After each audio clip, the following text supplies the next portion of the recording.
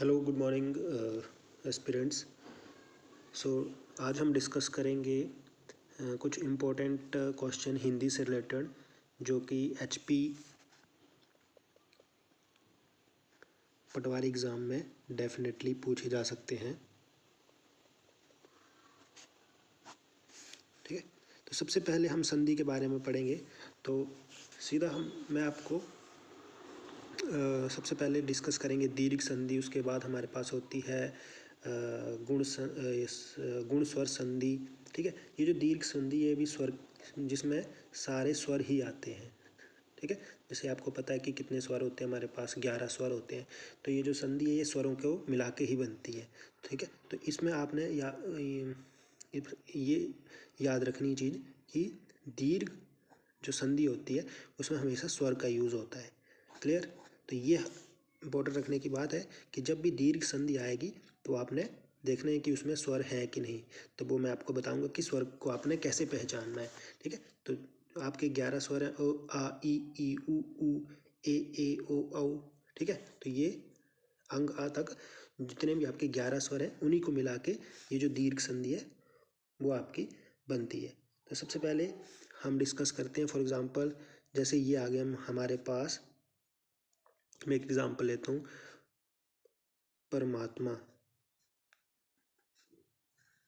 ठीक है, तो इसको आपने कैसे संधि विच्छेद भी, अगर आप इसमें क्वेश्चन में आपको क्वेश्चन दो तरीके से आ सकता है कि ये आपको दे रखा होगा शब्द परमात्मा, आपको बताना है कि बताओ कि ये कौन सी संधि है, दीर्घ संधि है, यण संधि है। ठीक है, कौन सी संधि है। और दूसरा आ सकता है कि आपको इसका संधि विच्छेद करना है। ठीक है, तो आपको परमात्मा का संधि विच्छेद कैसे करना है, परम प्लस आत्मा, दैट इज नोन एज परमात्मा। तो आपने इसमें देखना है कि जो फर्स्ट शब्द है आपका परम, उसमें ओ स्वर आ रहा है। ठीक है, और जो फर्स्ट है उसका लास्ट देखना है, और ये जो सेकंड है उसका आपने पहला देखना है। तो इसमें आ रहा है आ, तो ओ प्लस आ को मिला के हमारे पास आएगा हमेशा बड़ा ही आएगा। ओ और आ में आ आएगा। ठीक है, छोटे ऊ में और बड़े ऊ में हमेशा बड़ा ही आएगा, बड़ा ऊ। अगर छोटी ई है और बड़ी ई आई तो इसको मिला के भी हमेशा बड़ा ही आता है। ठीक है, तो इस तरह से ये आपकी स्वर संधि है जिसमें हमारे पास स्वर आते हैं और हमेशा जो फाइनल रिजल्ट आएगा वो बड़ा ही आएगा। जैसे परम प्लस आत्मा तो आएगा लास्ट में क्या आ रहा है हमारे पास, परम प्लस आत्मा, तो आ मतलब पर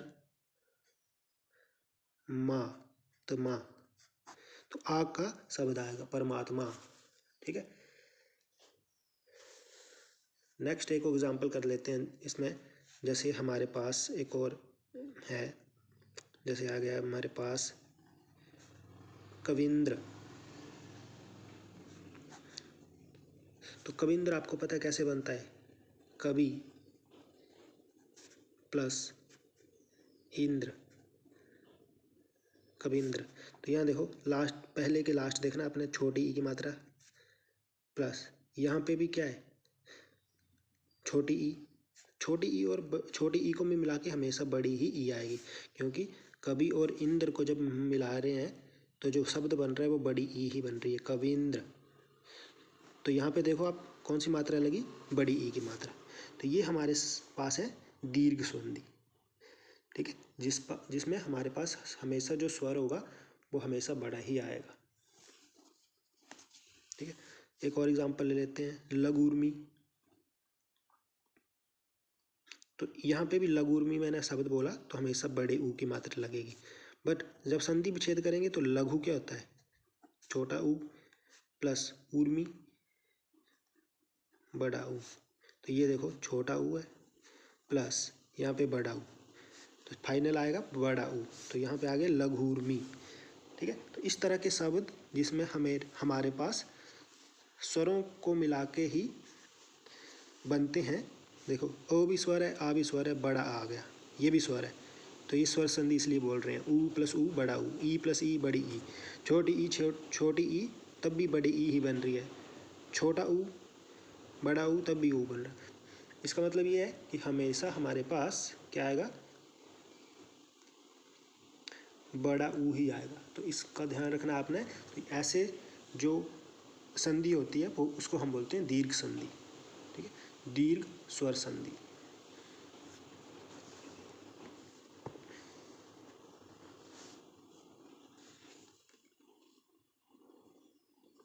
क्लियर। उसके बाद हम करते हैं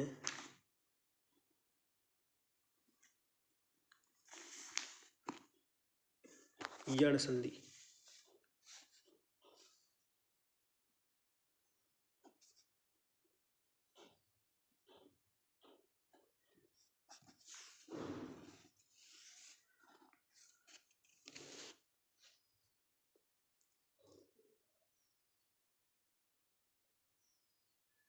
ठीक है, तो यण संधि में आपके पास क्या है, फॉर एग्जाम्पल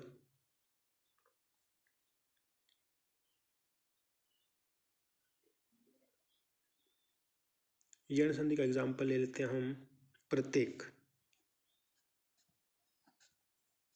इसमें हमारे पास देखो प्रत्येक इसको मिला के बनता है प्रति प्लस एक, प्रत्येक। तो प्रति में आपके पास कौन सी ई आ रही है, छोटी ई, और यहाँ पे आ रहा है ए, यहाँ पे आ रहा है ए। ई और ए को मिला के जो हमारे पास नया शब्द बनेगा, मतलब वर्ण जो बनेगा वो बनेगा ये। तो ऐसे मतलब जब दो स्वरों को मिला के हमारे पास नया शब्द बने तो वहाँ पे हमारे पास यण संधि आती है। और यो से ये आपने याद रखना है कि जिसमें यो आए मैक्सिमम टाइम, बाकी शब्द भी आ सकते हैं बट मैक्सिमम टाइम क्या है आपके पास, यो, तो वो होता है यण संधि। ठीक है, तो यहाँ पे देख ले प्रति प्लस एक, यहाँ पे यो आ रहा है तो वो प्रत्येक आ रहा है। उसके बाद एक और एग्जाम्पल लेते हैं यद्यपि। तो यद्यपि कैसे बनता है आपके पास,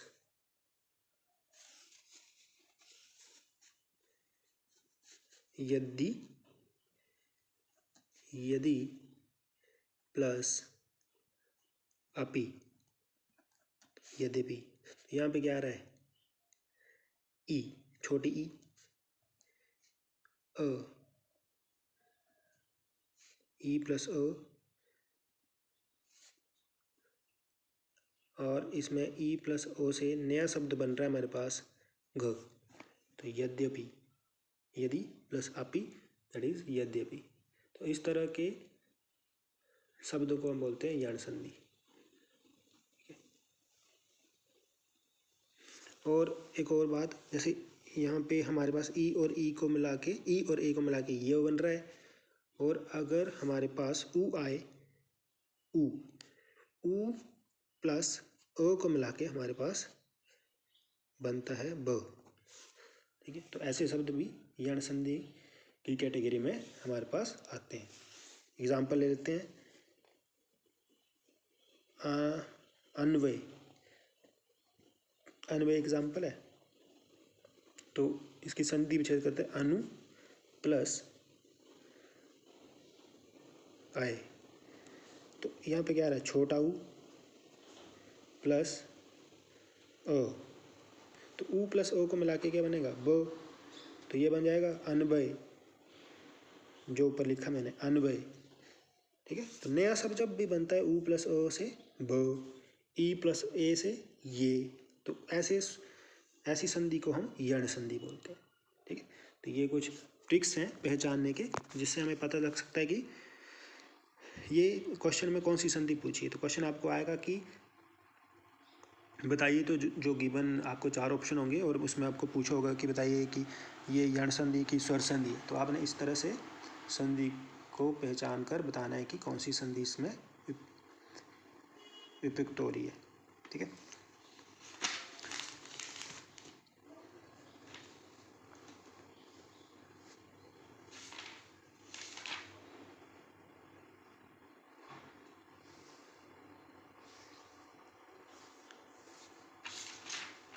उसके बाद एक और एग्जांपल ले लेते हैं हम छोटा सा। यण संधि का एग्जाम्पल लेते हैं।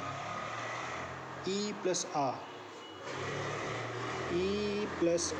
को मिला के हमारे पास बनता है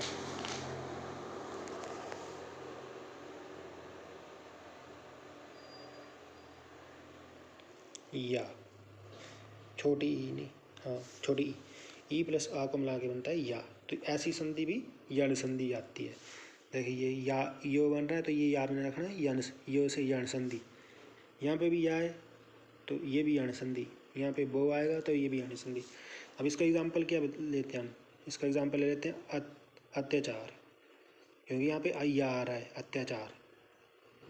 ठीक है, तो यहाँ से देख लेना अत्याचार अगर ऑप्शन में आएगा तो ये आ रहा है तो ये यण संधि है। तो इसका संधि विच्छेद करेंगे अति प्लस आचार, अत्याचार। ये आ गई छोटी ई और ये आ गया आ, ई प्लस आ या। तो ये भी यण संधि है, सारे यण संधि के एग्जाम्पल है। ई प्लस ए ये और ऊ प्लस ओ ब, ई प्लस आ को मिला के या, अत्याचार। तो ये भी यण संधि है।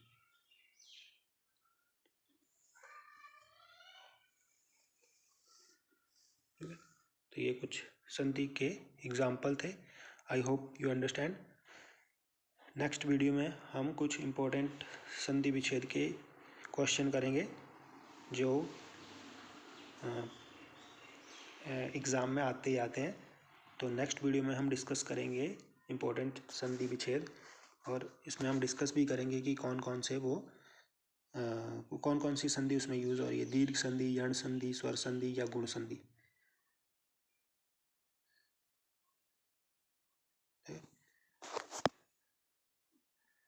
Thank you very much.